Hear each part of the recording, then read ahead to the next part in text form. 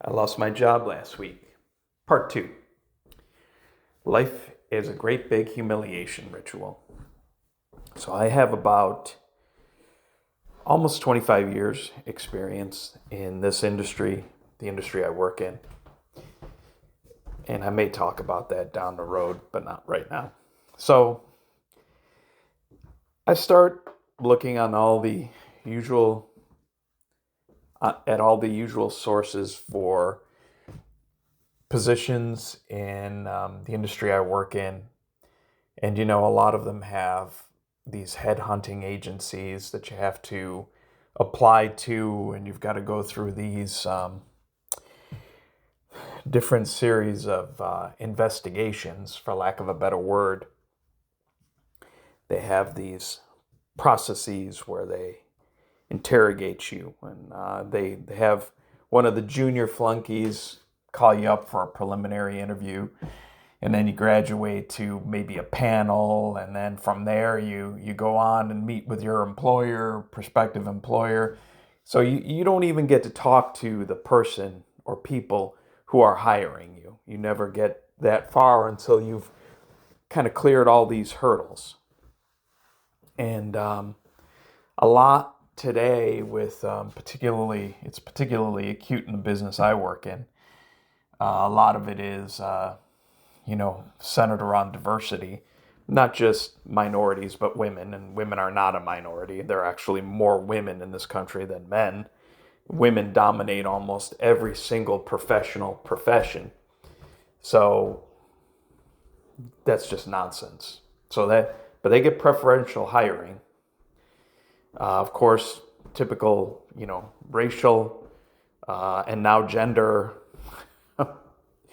even how you identify, all those people will get preference over just a straight white man. So there's all that. Not to mention the ageism, but I guess I will mention it. Ageism. I'm almost 60 years old. As I said, I've been working in this industry for about 25 years. And why would an employer take a shot on me when I'm just a few years away from retiring, when they maybe could hire somebody who's 40 or even 50 years old at this point and get a few more years out of them? So this is what I'll be facing. On top of that, I'll talk more about it in future videos. Went through a second divorce a few years ago, and of course had no savings, no money.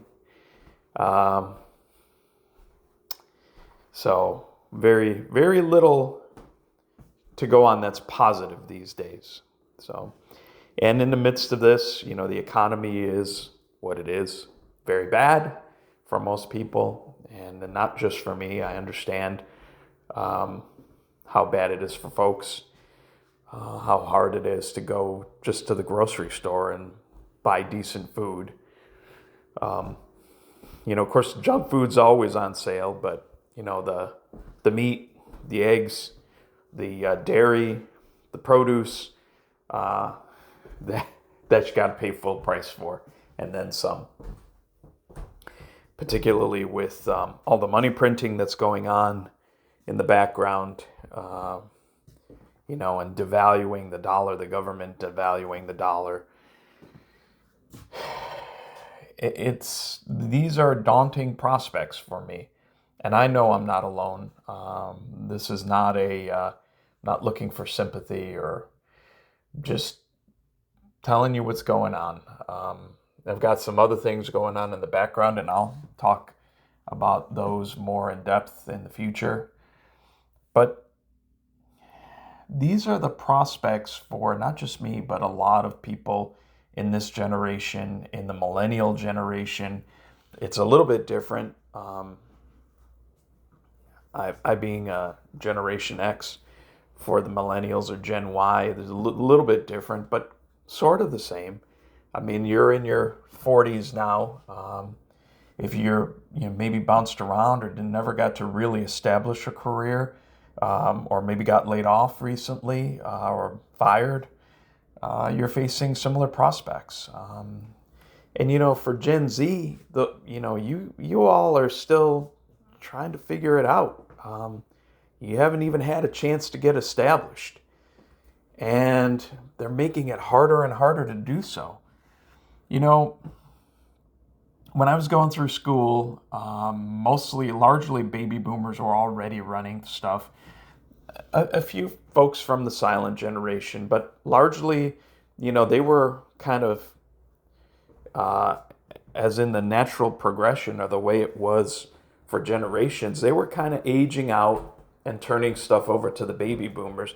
It was the baby boomers who broke that pattern and just never really relinquished their position in life, kind of turned it over to the next generations. And we all are still facing that. Gen X, I never got to climb to the heights in my profession that I could have simply because the baby boomers were still sitting in those chairs.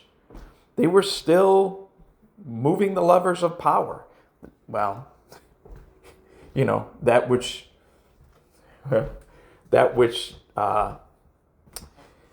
the elite and the powers that be let you kind of have the illusion that you're moving the levers of power. But at any rate, they never vacated those chairs. And I was late to the game, as many people in my generation were.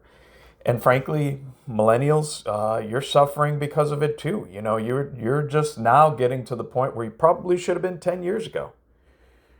When John F. Kennedy became president at, in his early 40s, I mean, they made a big deal about it, but I mean, he was only really a few years away from probably where he should have ascended power anyway. So these shifts, these fundamental shifts in society, not to mention that technology and AI, I mean, I think AI is a ruse, frankly, for, what they really want to do, and that is to completely take down the system we have, and AI is just a good reason for it. But, the economic system is broken, clearly, and it's not getting better, and a lot of people are getting left behind. And there are no easy answers. And certainly, there's no one tackling these questions. There's nobody actually actively working on answers. Because largely, the powers that be, the elite, the people who rule us, they don't care to fix these issues. They don't really care what your groceries cost. They don't care that you can't buy a home. They don't care that you can't get a job. They really don't. And unfortunately, society is going to pay the price. But at some point, things kind of have a way of blowing up. And that may be where we're headed. Anyway, if you like the video, please like, subscribe. Trying to spread the word about the channel. I would appreciate it, helping the algorithm, if that is at all possible these days. And I will see you next time.